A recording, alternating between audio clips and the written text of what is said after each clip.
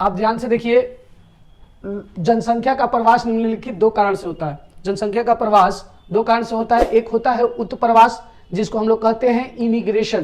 एक होता है अप्रवास, इमाइग्रेशन।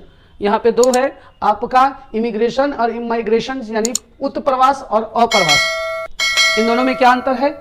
जिस स्थान को छोड़कर मनुष्य अन्य स्थानों पर चले जाते हैं, उस स्थान के संदर्भ में प्रवास को उत्प्रवास कहते हैं, ठीक है। तथा प्रवास करने वाले व्यक्ति को उत्प्रवासी कहते हैं।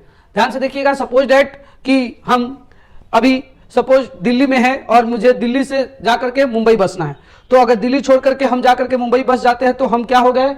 उत्प्रवासी हो गए। उत्प्रवास कर रहे हैं और व्यक्ति जो कर रहा है उसको हम लोग उत्प्रवासी कहेंगे, यानी हम जो क्या हो गए? उत्प्रवासी हो गए। इसी तरह अन्य स्थानों से आकर जिस स्थान पर मनुष्य बस जाते हैं, अब सपोज दैट कि अब यही काम मुंबई में हम जाके बसे हैं, तो मुंबई वाले लोग क्या कहेंगे कि ये अप्रवासी है, यानी अप्रवासी मतलब ये अप्रवासी करके है, और मुझे वो क्या कहेगा? प्रवास करने वाले व्यक्ति को अप्रवासी कहेगा, और वो मुझे अप्रवासी कह के संबोधित करेगा।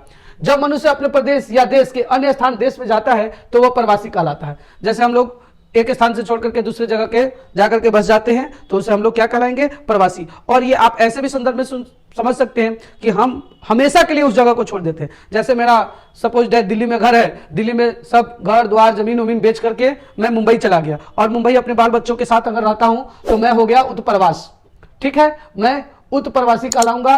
और एक होता है कि मेरा ऑलरेडी घर में दिल्ली में घर रहेगा और मैं कुछ दिनों के लिए मुंबई काम होम रोजगार, तो उसे अप्रवासी हम लोग कहेंगे। तो ये आपका उत्प्रवासी और अप्रवासी से भी क्वेश्चंस आएंगे, ये 12 में और ज्योग्राफी में ये क्वेश्चंस ज्यादा पूछे जाएंगे। बाकी ये सोशियोलॉजी वगैरह में भी आते हैं, बट ये आप ध्यान देंगे कि ज्योग्राफी में कई बार पूछा गया ये क्वेश्चंस।